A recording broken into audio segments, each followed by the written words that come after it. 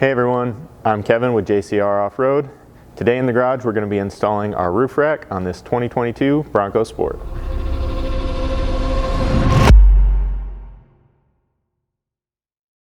Now we're going to be assembling the rack. So you want to get started, you can kind of lay everything out, make sure you have all your parts. You're going to have your mounts, all your crossbars, 2 side rails, a front and rear fairing, obviously some hardware as well as some edge trim. So we'll begin the actual assembly by getting these crossbars installed to the side rails. The only thing you need to pay attention to here is these 2 slots that we mill into each crossbar. Those are going to be so you can slide your T-nuts in place to mount all your accessories later on. We typically just put those facing up and toward the driver's side so it's all uniform and easily accessible. So then you'll just take your crossbar and the provided 1/4-20 bolts with small stainless washers. Put a little bit of anti-seize on all of these. We're going to recommend that just to prevent any corrosion from seizing these bolts into the crossbars as they are stainless into aluminum. And then just starting on one side rail, you can begin installing these into the horizontal slots that run all the way down. So once you get both of those started, you'll just need a 5/32 hex, and then for now you can just center these in the slots and snug them up. You'll just work your way all the way down one side following that same process. Then you can jump over to the other side and get the other end of these installed. Once all your crossbars are installed, you'll move on to the front and rear fairings. Now for these, you're first going to want to install the provided edge trim along the radius bottom edge. Basically what you're looking to do with this is just cover from point to point, as that's the only surface that might make contact with the vehicle once the rack's installed. So you can take this edge trim, you can either kind of start it on the front edge over at this first point, or just kind of line it up just past the point and hold it as you work your way across, and then marking it just with your thumb over on the other side. Grab something sharp like these tin snips or some large shears and cut it off to length. Now this is an aluminum impregnated edge trim, so there's going to be some small pieces like this that may fall out. You're just going to want to make sure you get rid of those so they don't get stuck between here or the paint on the roof surface with the rack in place. Then you can just kind of center this up and start from one edge, just using a little bit of pressure to push this up onto the fairing. With the edge trim in place, you can slide this down between the 2 side rails, and then you'll line it up and secure this with those same 1/4-20 bolts with washers. However, this time on the inside, you'll use the serrated flange nuts from your bolt pack. After all your hardware is started, I like to just push these fairings all the way to the kind of down and forward position, and then just lightly tighten them in place for now. And that'll just kind of help to hold this rack up off the roof as you're first getting it set on. Then you can loosen these up and get it lined up to your mount. Now the rear fairing is going to install pretty much the same, the only difference being how you install the edge trim. You'll take the cut portion that was left over from that front, cut it into 2 sections, and then you'll install these on either side just out here at each point, running inward. So it'll wind up looking something like that once both are in place. So now in order to reuse the lower trim portion of this roof rail, we're going to have to kind of separate these 2 halves. For this, we're just going to be removing 4 of these little white plastic clips. There's 2 spread out down on this end, 2 closer together down on the front. You can pop these out with a panel tool, or since we're not going to be reusing them, you can simply cut the heads off of them as well, which will separate this just as easily. Once you get it separated, this is the trim section you're going to be reusing. You're going to have to take something like a razor knife or an air saw and cut this small tab off the front. And then we're also going to be removing the rear mounting stud, which is just held in here with a couple clips. So flat screwdriver, pry tool, something like that, just to pop this out of its clips. Then we'll have to use the new roof rack mounting brackets as our guide to finish cutting this to fit. For this, you're going to have to snap this black trim piece back in place on the vehicle using basically that front mount and the one stud left over as a guide. And then you can take your rear mount, you'll line it up using the rear mounting hole, because that's basically all you can see with this in place at the moment. And then you're just going to have to mark, I'm going to go about 1/8 of an inch behind this mount, and then about the same distance in front. And then I'll use a straight edge to mark down either side.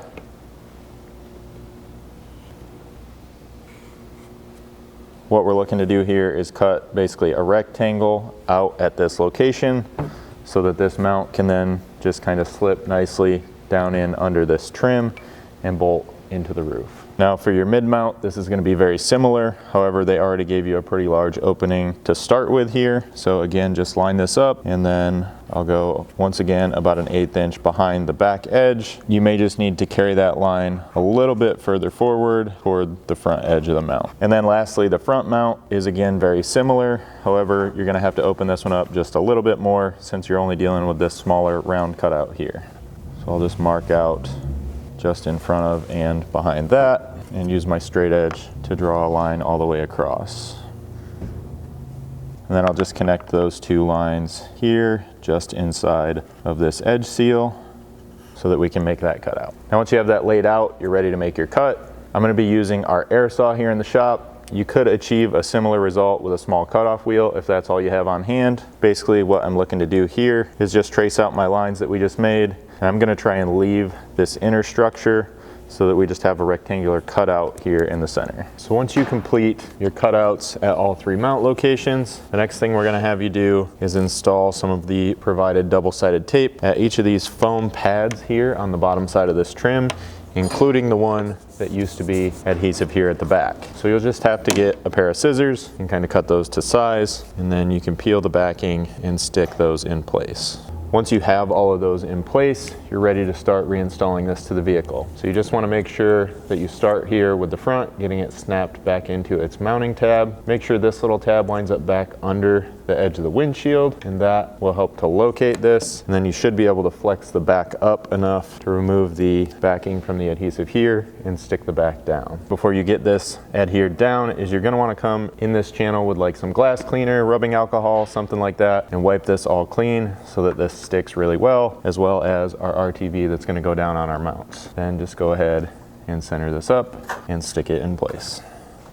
And once that's stuck in place, just don't forget to go back and reinstall the one nut on that remaining stud just inside of this B-pillar. Now we're ready to begin installing the mounts. So on each of these, you're going to see an arrow that's going to point forward, and then you're going to be looking for an F, an M, and an R. That's going to be front, middle, and rear, and that'll identify the mount locations. We'll begin here with the front mount. You can kind of see the way that steps both in and back out. So this one's going to sit in your front cutout just like that, and install using the provided 8mm button heads with the smaller washers up top and these larger washers and nylock nuts down underneath. So at each mounting location, we're going to recommend some RTV. We're just using Permatex Ultra Black here, and you're going to make a nice bead around each mounting hole, and then you can place the mount on top of that, and then you'll actually put a little bit more RTV around the top of that as well as in the center of the hole, so that your bolt has to pass through the RTV to seal as it goes in place. So you can drop that bolt down through and then reach through from underneath to install the nut in the washer. Now once you get the hardware in place, you'll need a 5mm hex and a 13mm wrench to tighten this up. And the way I like to do these, and I recommend you do these as well, is get this tight and leave it kind of just snug, just loose enough that the mount can kind of pivot as you tighten it to the side rail on the rack. And that will require you to work kind of quickly once you get all this RTV in place. So that's the only downside there.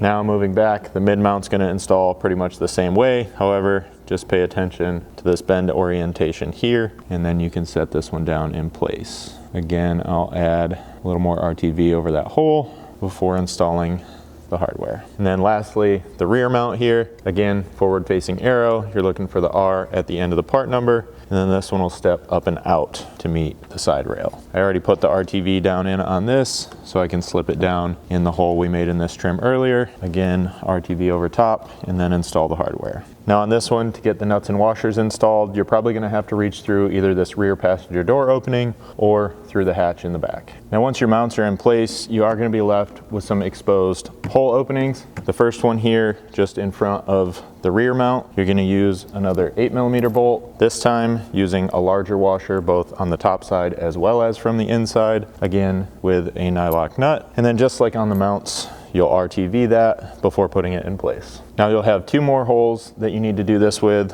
one here behind the rear mount and one just in front of the mid mount. So just like the others, we'll do RTV, and then in these 2 locations, you'll be using 1/4 inch hardware. So take a 1/4 inch button head, the large 1/4 inch USS washer, and then a flanged 1/4 inch nylock nut from the inside. And for these, you'll need a 5/32 hex and a 7/16 wrench to tighten that hardware. Now you can go repeat that mount installation over on the other side.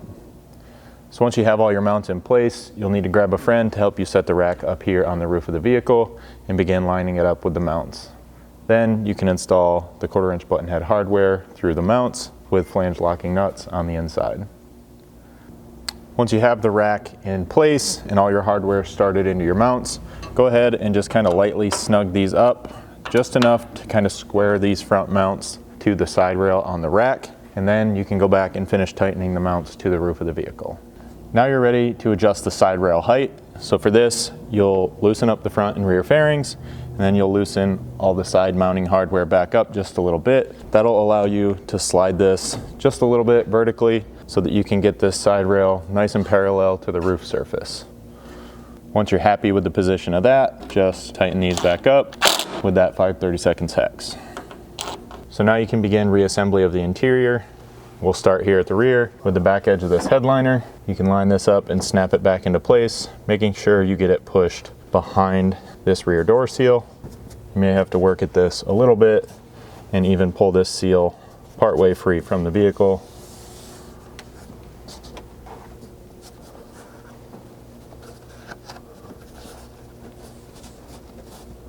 Next, we'll reinstall this C-pillar trim. Now, one thing I do want to mention here is particularly these 2 top mounting tabs will sometimes have these little metal clips. When this comes off, sometimes those will be stuck up here in their slots on the vehicle body. You'll want to slide those up and out and reinstall them to the plastic before this goes back in. So then you can take this panel, slide it back up into place, and then with this one, you're going to want to get it lined up here on the vehicle body and snapped into place first.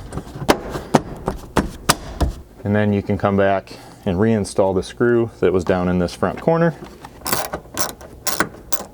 Once you have that screw in, you can start back here at the rear and begin snapping these 2 halves back together.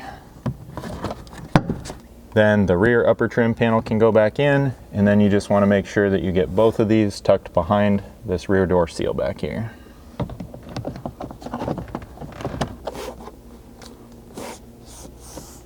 Then just continue your way forward and reinstall this B-pillar trim. The only thing that could be a little tricky about this one is just making sure you get the seat belt adjuster at the right height. So go ahead and check the function of that once you snap this back in place.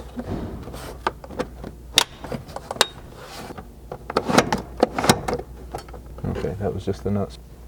And then just like the last panel, don't forget to reinstall that screw down here at the bottom. Then just line the lower panel up and finish snapping it back in place. This will also be a good time to reinstall all the grab handles to help hold this headliner up in place. As you can see, I kind of removed those blue tabs that were left over and reinstalled them here to the handle. And then you should be able to just snap that right back in and then snap the outer trim covers in place. Then you'll push this door seal back in at least up to about this point. You can slide the A-pillar trim back down in behind the dash and then line up the pins and clips up top here to snap this back in. Then reinstall your visors, making sure you don't forget to plug these back in.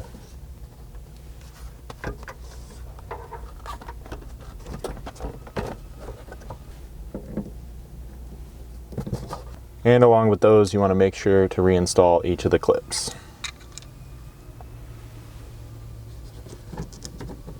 Then, if you haven't done so already, come back and finish reinstalling all your door seals to complete the interior reassembly. So now we're going to work on positioning both the front and rear fairings.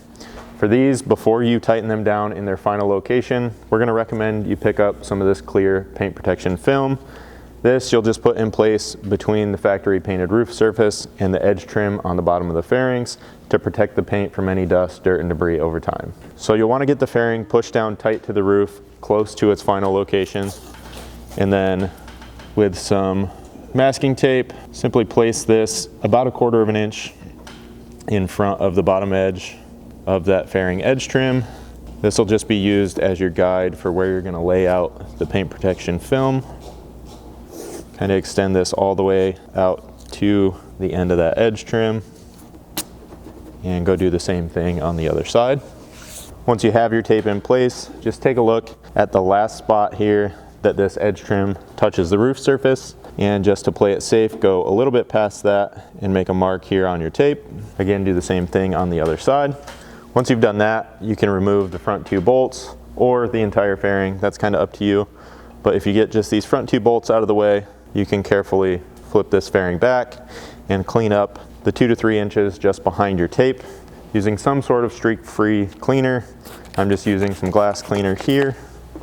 Just get this as clean as possible. After you've marked all that out, just take your paint film. You don't have to be too critical at this point, but stretch that out kind of just across from mark to mark. This will stretch just a little bit as you lay it down, so you might wind up with a little excess that you can cut off later. But just kind of mark that out with your fingers and then grab some scissors to cut that to length. Then just using your marks and your tape as a guide, along with a vinyl applicator, you can start at one end and begin applying this down to the roof surface.